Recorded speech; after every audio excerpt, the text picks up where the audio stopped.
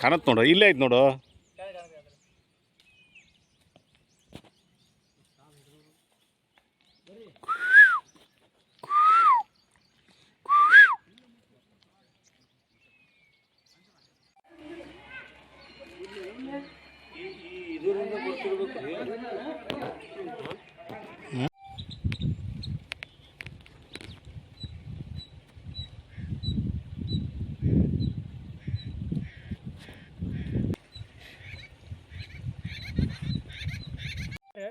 ಇದು ಜೇನು ಹಣ್ಣು ಆಗೈತಿ, ಹಣ್ಣಾಗೈತಿ, ಕಾಯ್ದು ಮೇಲ್ಗಡೆ ನೀವು ಬರ್ಬೇಕಾದ್ರೆ ಗೊನೆ ಗೊನೆ ಗೊನೆ ಇರ್ತಾವೆ. ಒಂದೊಂದರಲ್ಲಿ 7, 8, 10, 20 ಗೊನೆಗಳು ಇರ್ತವೆ. ಇದು ಜೇನಿನ ಹಣ್ಣು ಅಂತಾರೆ, ತಿನ್ಬೋದು. ಕಿಡ್ನಿ ಒಳಗೆ ಕಲ್ಲುಗಳಿದ್ರೆ ಕರಗ್ತಾವೆ. ಇದು ಹಲ್ಲಿಗೆ ಬೇಗ ಬರಲ್ಲ. ಹಣ್ಣಾದಾಗ ಉರಿಬೇಕು, ಉರಿದಾಗ ಕಡ್ಡು ಅನ್ನೋದ್ರಾಗ ಪಚನ ಆಗುತ್ತಾ. ಪಚನ ಆದಾಗ ನುಂಗಿದಾಗೆಲ್ಲ ಕಿಡ್ನಿ ಒಳಗೆ ಕಲ್ಲು ಇರ್ತಾವಲ್ಲ, ಅವು ಕರಗಿ ಮೂತ್ರದ ಮುಖಾಂತರ ಬರ್ತಾವೆ. ಜೇನಿನ ಗಿಡ ಇಲ್ಲೆಲ್ಲ ಅದ ನೋಡ್ರಿ, ಕಾಯಿ ಇದಾವೆ ಅಲ್ಲಿ, ಕೊನೆ ಮೇಲೆ ಅದ ಕಾಯಿ, ಅದು ಬಗ್ಗಿಸ್ಬೇಕಾಗತ್ತೆ. ಆ ಕಡೆ ಮುಂದೆ ಸಣ್ಣ ಕಡೆ ಇದ್ದರೆ ಅಲ್ಲಿ ತೆಗೆಯುವಂಥದ್ದು. ಬರ್ರಿ, ಇದು ಸೌಂಡ್, ಇದು ಸೌಂಡ್. ಬೇಕಾದ್ರೆ ತಿಂತಾರೆ ಹಣ್ಣು, ತಿನ್ರಿ, ಏನಾಗಲ್ಲ, ಬೆಸ್ಟ್. ನಮಗೊಂದು ಇದ್ರೆ ಅರ್ದು ಕೊಡ್ರಿ. ಅದು ಮುಂದೆ ಗಿಡ ಇರ್ತಾವೆ, ಅಲ್ಲಿ ಮಾಡಿ ಇದ್ರೆ ಅರ್ದು ಕೊಡ್ರಿ ನನಗೊಂದು. ಇದು ಜೇನಿಂದ ಹೂ ಬಿಡಾಕತ್ತೈತಿ, ಕಾಯಿ ಹೂವಿನ ಬಗ್ಗದವು, ಕಾಯಿ ಆಗತ್ತದು. ಇಷ್ಟೊಳಗೆ ಆಗತ್ತೆ, ಮಳೆಗಾಲದಲ್ಲ, ಚಲೋ ಆಗತ್ತೆ. ಆಗ ಅವು ಒಂದೊಂದು ಗಿಡದಲ್ಲಿ ಹಣ್ಣು ಹಾಕವು, ಕಾಯಿ ಆಗವು, ಬರ್ತಾವು. ಇವು ಚಲೋ ಆತಪ್ಪ ಅಂದ್ರೆ ಒಂದೊಂದು ಸಾರಿ ಕಿಲೋ ಗಟ್ಟಲೆ ಬರ್ತಾವೆ. ಕಿಲೋ ಗಟ್ಟಲೆ ಬಂದು ಲಮಣಿ ಕೆರೆ ಇದನ್ನ ಮಾರ್ತಾರ. ಸೇರು ಕಾಲ್ಪಾವು ಚಟಾಕ್ತಾರ, ಮಾರಿ ಹೊಟ್ಟೆ ತುಂಬಿಸ್ಕೊಂತಾರ. ಜೇನಿನ ಹಣ್ಣು ಅಂತಾರೆ. ಈ ಟೈಮ್ನಾಗ ಆಕಳಕ್ಕೆ, ಎತ್ತಿಗೆ, ಪಶುಗಳಿಗೆ ಆಹಾರ ಇಲ್ಲ ಅಂದ್ರೆ ಇದ್ರ ತಪ್ಪಲ ಹರ್ಕೊಂಡೋಗಿ ಆಹಾರ ಕೊಡ್ತಾರೆ. ಇದು ಕರ್ಕೊಂಡೋಗಿ ಖಾಲಿ ಆಗೈತೆ.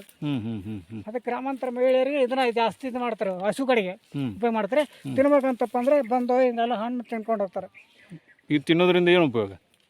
ಇದನ್ನ ತಿನ್ನೋದ್ರಿಂದ ಏನು? ಕಿಡ್ನಿ ಕರಗುತ್ತೆ, ಕಿಡ್ನಿ ಒಳಗಿದ ಕಲ್ಲು ಕರಗ್ತವೆ. ಆಮೇಲೆ ಕೆಲವೊಂದಿಷ್ಟು ಡ್ಯಾಮೇಜ್ ಆಗಕ್ಕೆ ಅವಕಾಶ ಕೊಡಲ್ಲ. ಆಮೇಲೆ ಇಲ್ಲಿ ಹೃದಯದಲ್ಲಿ ಸಕ್ಕರೆ, ರಕ್ತದ ಒತ್ತಡದಲ್ಲಿ ಸ್ವಲ್ಪ ಇದಾಗುತ್ತೆ, ಅದನ್ನ ಕಡಿಮೆ ಮಾಡುತ್ತೆ.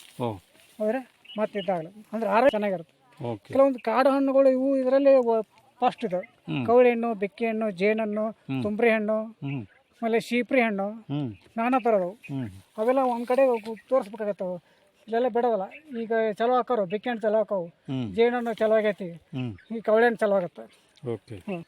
ಗಜ್ಜಗ ಇಲ್ಲೆಲ್ಲ ಕಾಣುತ್ತದೆ.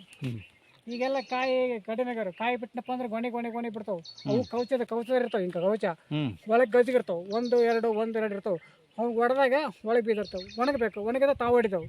ಹಸಿದಾಗ ನಮ್ಗೆ ಮಾಡಕ್ ಬರಲ್ಲ, ಮುಳ್ಳು ಇರ್ತೈತೆ.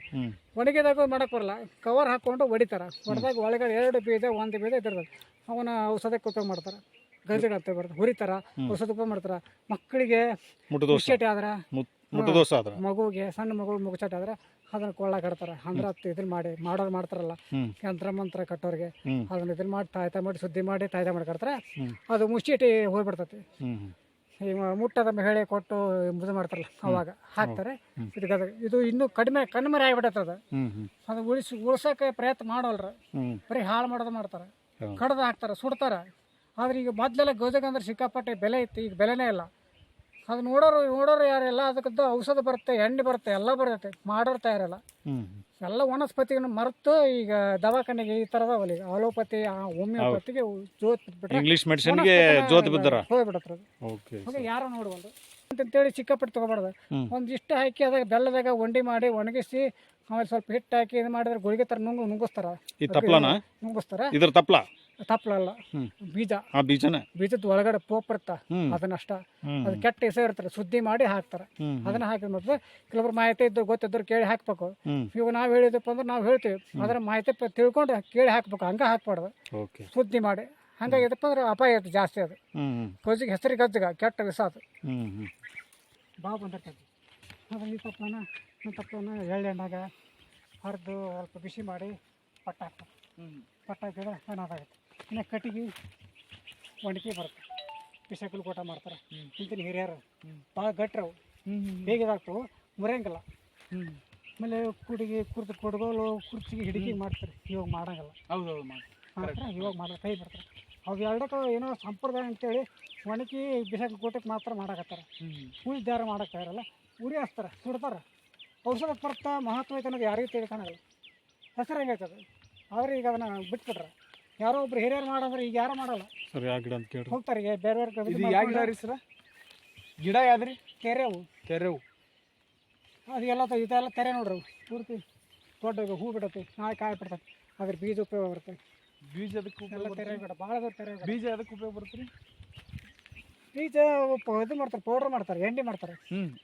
ಅದೇ ಇದಕ್ಕೆ ಸಂಜೆ ಹೊತ್ತು ಇವೆಲ್ಲ ಸೊಂಟನ ಮೆಣಸಿನಾಗ ಹೊರಮೈ ಒಳಮೈ ಅಲ್ಲ, ಹೊರಮೈ ಏನು ಬ್ಯಾನಾಗಿರ್ತೋ ಅದನ್ನ ಸ್ವಲ್ಪ ಹಚ್ಚಿ ಮಸಾಲೆ ಮಾಡಿ ಬಿಸಿ ಮಾಡೋದು. ಭಾಳ ಬೆಸ್ಟ್ ಅದು. ತಪ್ಸಿ ಮರ, ತಪ್ಸಿ ಮರ ಅಂತಾರೆ. ಇದು ಔಷಧಕ್ಕೆ ಬರುತ್ತೆ, ಇದು ಇದಕ್ಕೆ ಬರುತ್ತೆ ಮೂಲವಾದಿಗೆ ಇದ್ರ ತಪ್ಪಲನ ತಪ್ಸಿ ತಪ್ಪಲ, ಉತ್ತರಾಯಣ ತಪ್ಪಲ, ತಪ್ಸಿ ತಪ್ಪಲ, ಬಿಳೆ ಅಕ್ಕಿ ಕುಡಿ, ಆಮೇಲೆ ಹಾಲದ ಕುಡಿ, ಆಮೇಲೆ ಗೋಮೂತ್ರ ಎಲ್ಲವನ್ನು ಪೇಸ್ಟ್ ಮಾಡಿ ಕುದಿಸಿ ಇದನ್ನು ಮಾಡಿ ಪೇಸ್ಟ್ ಮಾಡಬೇಕು. ಪೇಸ್ಟ್ ಮಾಡಿ ಮೂಲವಾದಿಗೆ ಕೆಳಗಡೆ ಪಟ್ಟ ಹಾಕ್ಬೇಕು. ಗುದದ್ವಾರದಲ್ಲಿ ಕೆಳಗಡೆ ಪಟ್ಟ ಹಾಕಿ ಅರಿಬಿ ಕಟ್ಬಿಡ್ಬೇಕು. ಅರಿಬಿ ಕಟ್ಟಿದಾಗ ಮೊಳಕೆ ತಿಂಡಿ ಇಷ್ಟು ಬರ್ತಾವ್ರು. ಮುಳ್ಳು ಮೂಲವಾದ ಅಂತ ಬರುತ್ತೆ. ಆ ಮುಳ್ಳು ಮೂಲವಾದಿ ಮರದನ್ನು 2-3 ದಿನ ಕಟ್ಟಿದಾಗ 3 ದಿವಸಕ್ಕೆ ಮೊಳಕೆ ತಾನೇ ಉದುರ್ತಾವೆ. ಆದ್ರೆ ಸ್ವಲ್ಪ ಉರಿತೈತಿ, ಮೂವ್ ಆಗುತ್ತೆ, ಬಗ್ ಚಲೋ ಆಗುತ್ತೆ. ತಡ್ಕೋಬೇಕು. ತಡ್ಕೊಂಡು 3 ದಿವಸ ಮಾಡಿದಾಗ ಮುಳ್ಳು ಮೂಲವಾದಿ ಎಲ್ಲ ಖಾಲಿ ಆಗಿಬಿಡುತ್ತೆ. ಇದು ತಪಸ್ವಿ ಎಲಿದೆ. ಇದನ್ನು ಚಿಕ್ಕ ಹುಡುಗರಿಗೆ ಮುಚ್ಚೇಟಿ ಆದಾಗ ಗುರುವಾರಕ್ಕೊಮ್ಮೆ, ಆಯ್ತಾರಕ್ಕೊಮ್ಮೆ ಇದನ್ನು ತೊಗಟಲಿಂದ ನಾರು ಮಾಡಿ ಕೊಳ್ಳ ಕಟ್ತಾರೆ. ಕೊಳ್ಳ ಕಟ್ಟಿ ಹೊತ್ತಲಿಗೆ ಒಳಗೆ ಕುಂದಿರಿಸಿ ಕೊಳ್ಳ ಕಟ್ಟಿ ಅದನ್ನು ಶುದ್ಧ ಮಾಡ್ತಾರೆ. ಇದು ತಪ್ಸಿ ಮರ. ಇದು ಮುಚ್ಚೇಟಿಗೆ ಇದು ಬರುತ್ತೆ ತೊಗಟಿಗೆ.